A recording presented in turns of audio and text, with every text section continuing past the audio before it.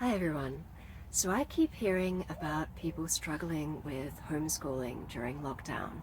So I wanted to talk about how I was educated because I was actually homeschooled, but it's a particular type of homeschooling that you may not have heard of, which I think is ideal for parents who don't have a lot of time to be, watching their kids and forcing them to be learning things. Um, so before I talk about what kind of homeschooling that was, first I want to address like why should you listen to me? Why choose the same educational system that I had? So here's where I have to talk about my academic record, and yes, I'm insufferably smug about it. So I apologize for that in advance. Um, so after I did homeschooling, I did a couple years at a conventional school, and then I went on to uni, and I got a degree in physics. And I actually had the top marks in maths in my final year of school and first and second year of university, and I also had the highest marks in physics in second and third year of university. And then I graduated with first class honors in physics.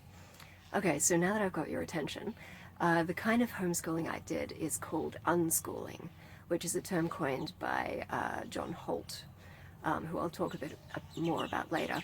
But unschooling is basically just the student does whatever they want. They're in complete control of their education. They can decide when to learn, what to learn, how to learn, or they can decide to just play games all day if they want.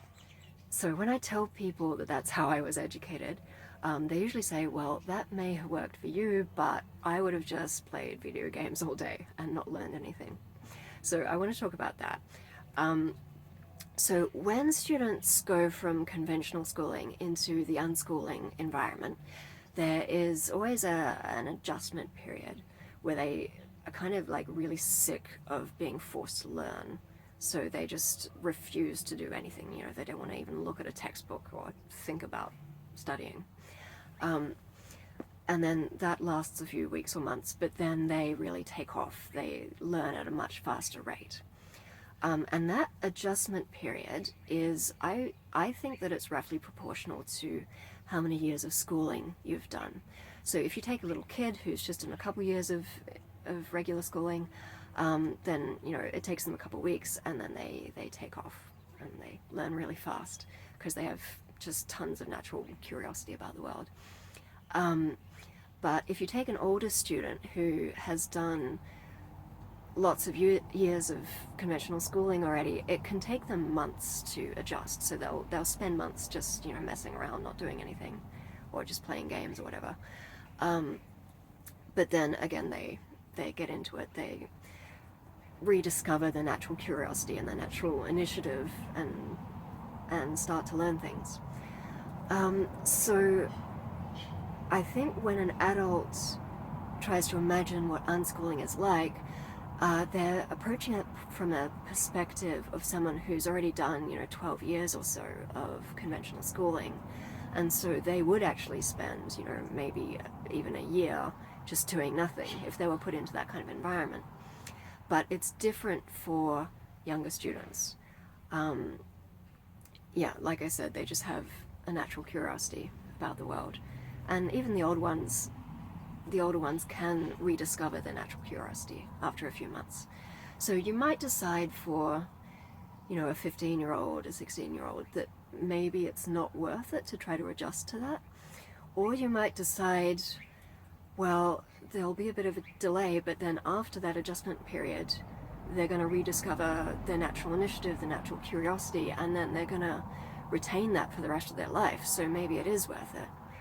I do think that students who have been through unschooling do have more initiative in their adult life. They know what they want, they know how to go for it, they know how to be lifelong learners. So I do think if it was me, if I was starting over at 15 years old, I would want to do unschooling again, even though it might delay me a bit. So when I started unschooling, I was about 11 years old. And I did have an adjustment period where I was, just messing around, playing games, whatever. And I remember feeling so guilty that I wasn't learning anything. And even in the later years when I was learning a lot, I still felt guilty because I was still, spending a lot of time just messing around. But when I look back on it now, I learned so much. Like, I taught myself calculus and physics and how to speak Latin and German, and I always loved playing with computers, so I taught myself how to program, which is basically my job now, as well as maths tutoring.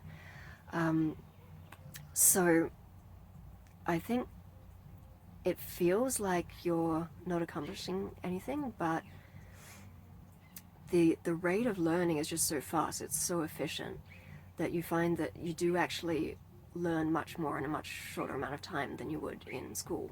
I actually just did 3 years of unschooling, and then I skipped a year and went into a private school. So I actually did 4 years of schooling in 3 years, effectively. And then, again, I had those top marks in school. So even though I was younger than all the other kids, I had the top marks in maths. So yeah, I think that's pretty typical of unschooling. You find that you're spending more time playing and having fun, but you're also learning more in a shorter amount of time. Okay, so unschooling worked really well for me, but you're probably wondering, like, have there been studies of other unschoolers? Like, does it generally work for people? And the answer is yes. There have been studies of unschoolers, and I'll link those below, and I'll also link some studies of students from democratic schools, because that's a very similar environment. It's like it is a school, but students aren't forced to attend lessons or anything, so it's very similar to an unschooling environment. So you might have heard of Summerhill or Sudbury Valley. Those are famous examples of democratic schools. So yeah, if you're looking for evidence, you can read through those studies that I'll link below. But just to sum up, yeah, students generally do fine. They go on to find productive careers, and they're generally happy that they were unschooled. And a lot of students mention mental health benefits, like they feel that they're happier and better adjusted than the other people they know that have been to conventional schools. Yeah, let me talk a bit about how I learn things. So I had a few textbooks. I had Stewart's Calculus, and I had Stroud's Engineering Mathematics, and I had some, physics and chemistry textbooks and things.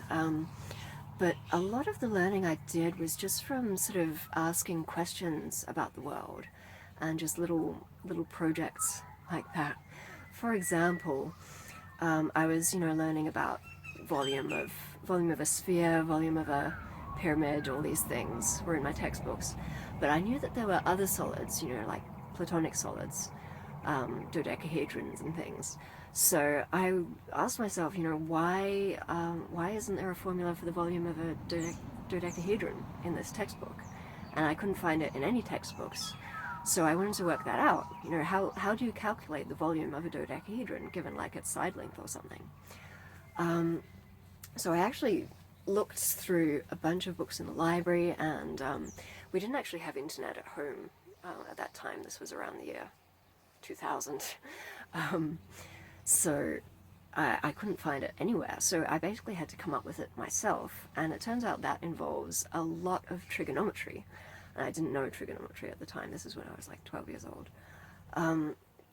So basically I had to teach myself trigonometry to answer this question.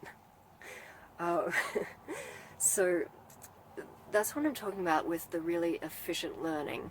When you want to do something, when you want to actually do something, not just, hypothetically years in the future you may need this knowledge, you just retain everything much better, and it just takes you less time to learn things. I didn't really do much for the humanities side of things because I wasn't really that interested in that stuff, but I did read a wide range of books, fiction, non-fiction, just whatever took my fancy. So when I went into private school in year 11 and 12, I did just fine in humanities, even though I never really studied much, like, because I was good at grammar and spelling and things because I was well read, I guess. So what else? I I did attend some after school classes in mathematics. That was just 1 hour a week. Um, so I guess, if you're wondering how much work my mother did, basically she would drive me to the library now and then, and she'd take me to these after school classes. But that was it. Pretty much any questions I had, I was answering from, reading books, or I used to go with my dad to work sometimes so that I could use the computer at his work and look things up on the internet. So basically my parents didn't do much other than that.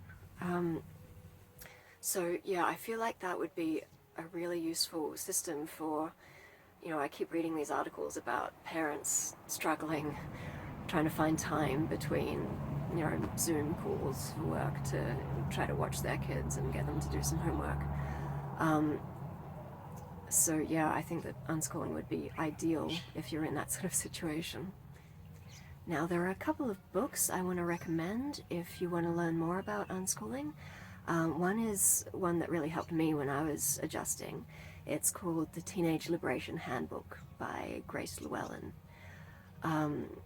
So that has all sorts of information about, how do you actually learn things? Is it legal where you are? How to talk to your parents about it, things like that. And the other one is just basically any book by John Holt, who I mentioned earlier. So he actually started out as a teacher, just a regular school teacher, and became completely disillusioned with conventional education. And then basically went on a crusade writing about how to educate children without schooling, how to learn without schooling. So yeah, he's a really good source if you want to learn about the philosophy of unschooling. So I might leave you with that. If you have any questions, then you can ask them in the comments, and I'll try to answer as best I can.